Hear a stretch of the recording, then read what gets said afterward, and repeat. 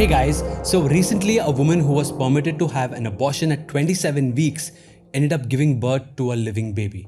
But before we get into details, make sure that you like this video, subscribe to our channel if you haven't already, and hit that notification bell if you don't want to miss any of our videos. Okay, so a woman in Mumbai learned that she was pregnant in March. A few months later, she went to the doctor as she was expecting breathlessness and a bad cough. However, after tests, the doctors informed her that she had a 20 mm hole in her heart, among other complications. She was then advised to terminate the pregnancy as her life was at risk. The couple then approached the High Court for permission to abort the child as she was beyond the legal limit of 24 weeks. Despite the hospital's medical report that the abortion would be a high-risk one, the court granted the couple permission to terminate the pregnancy at 27 weeks. The hospital then went ahead with the procedure and the woman ended up delivering a 484-gram baby who was admitted into NICU. While abortion is already a highly debated issue, cases like this highlight how ethically and morally complex the situation really is. So, what should happen when a baby is born alive after an abortion attempt? The question has stirred controversy in many countries. Earlier this year, the US House of Representatives passed the Born Alive Survivors Protection Act that ensures essential medical care for babies who survive abortions. The bill ensures that infants who are born alive would not be left to die but instead provided with the medical support needed to survive. Opponents of the bill like Kamala Harris claimed that the bill was extreme and jeopardized the right to reproductive health care. Planned Parenthood claimed that the bill was misinformation and deceptive and was just a scare tactic to further stigmatize abortion in the country. However, according to the Abortion Survivors Network (ASN), 1,734 babies survive abortions in the US every year. More recently, Australia too has been debating their own Children Born Alive Protection Bill, which aims to make it mandatory for medical professionals to provide life-saving care for infants who survive abortions.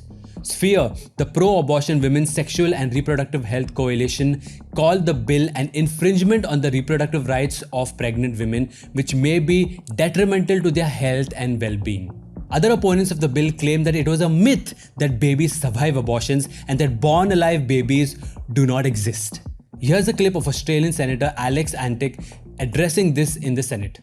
On Saturday, 5 August, the Western Australian Health Minister Amber Jade Sanderson stated in the Western Australian newspaper that, and I quote, "There is no such thing as a failed abortion. There is no such thing as babies born alive after an abortion." On Thursday, 24 March 2022, Sue Ellery MP, who was representing the Health Minister in WA, stated in the WA Parliament that in fact 31 babies were born alive after an abortion between 1998 and 2021.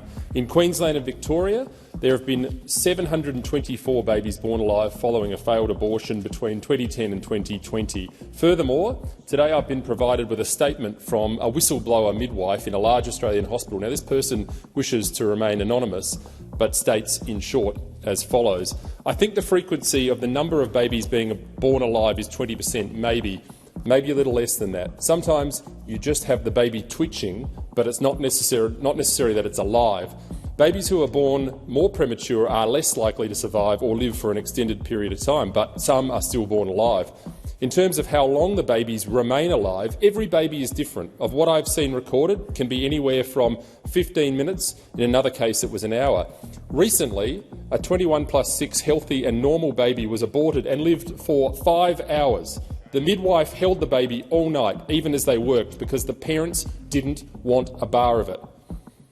I have confirmation from 2 midwives who held the baby and from the birth and deaths book. The reason that it took this baby so long to die is because the size was really good. You know, sometimes the scans are really bad and they get the size wrong. I want this chamber, when the opportunity comes to vote on our Babies Born Alive bill, to listen to these words. I mean, these stats are hard to ignore and clearly shows that there is a significant number of abortion survivors. But these are just the numbers that have been reported. What happens to babies who are born in pro-abortion clinics or hospitals? What happens to them? Unfortunately, many babies who would have otherwise survived are left to die. Others are thrown away like medical waste. Here's a video from an undercover investigation done by the pro-life organization Live Action, showing an abortion worker explaining how to get rid of babies that are born alive. What if it was like twitching or like something like that? Like the solution will make it stop. Okay. Yeah. Okay. It's not gonna be moving around in the jar. Okay, the solution would make it like. Yeah, that's the whole purpose of the solution. Okay. So like, if it looked like it was like breathing or something like that, It'll automatically stop. It won't be able to. it won't be a. Okay. So I'm not even gonna see it. No. So, okay. So I mean, like if that You're happens. asleep, they take it out and it goes into our lab where they do the stuff with the jar and cleaning and all that. Okay. So what is the solution? It's just like something like toxic or something. Yeah. Okay.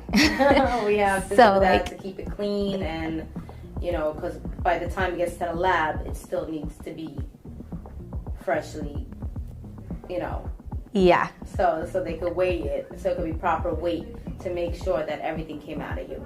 Like there's no pieces left in you. So like you'll make sure like I don't have to deal with it No. if it will die. You're Like done. You're done. Once you start this today, that's it. You're not gonna see it. We're not gonna show you your sonogram pictures. We're not gonna, you know. yeah. All right. So I'm like if I feel like I'm having like labor pain kind of thing, Yeah, call us. call you. Yeah, we have an emergency line. Like what if it like pops out like at home?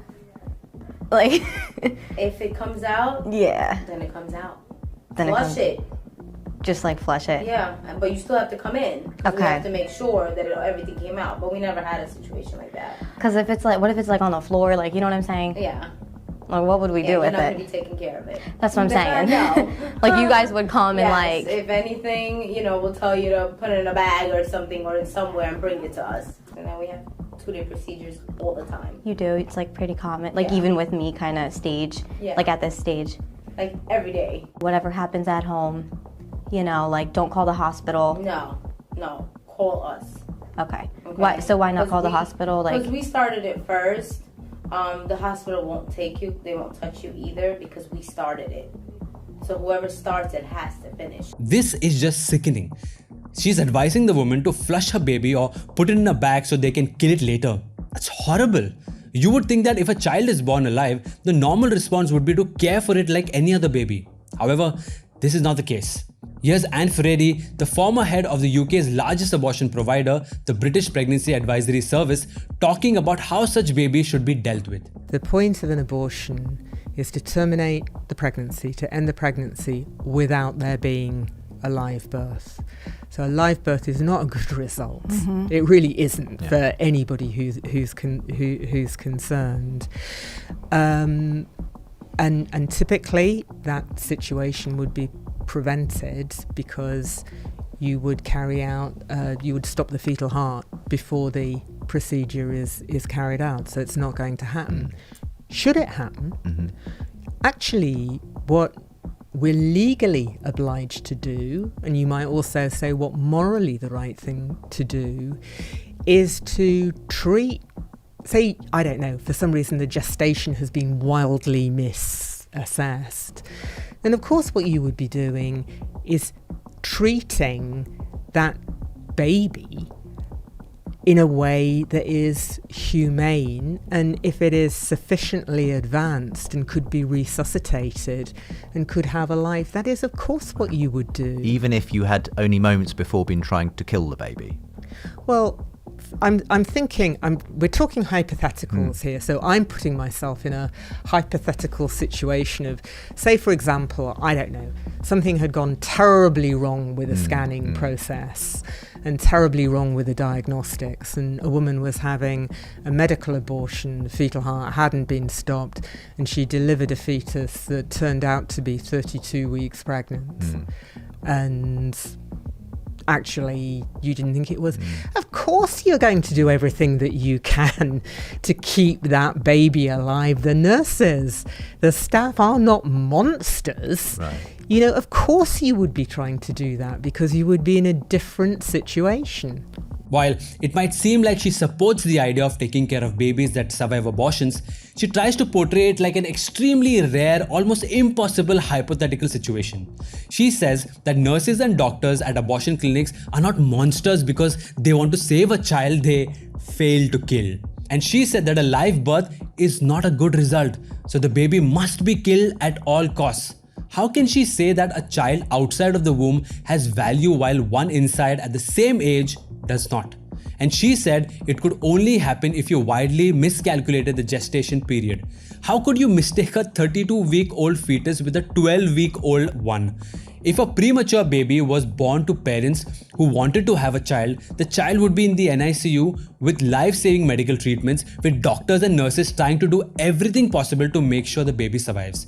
On the other hand, abortion clinics will go out of their way to ensure the child is murdered so that the termination is a success. That's just insane. What can justify this? Why is this even a conversation? How does protecting the life of a child negatively affect reproductive health care? How is keeping a baby alive jeopardizing women's rights? A child's value isn't increased or decreased based on their parents' desire to have a child. That shouldn't make a difference. Every child is valuable and worthy of dignity at every stage of life, regardless of whether they were born alive by accident or on purpose. So, what do you think about this? Should babies that are born alive after abortion receive medical care, or should that be the mother's choice as well? Let us know in the comments below. Also, if you like this video, let us know by liking and subscribing to our channel. Until next time.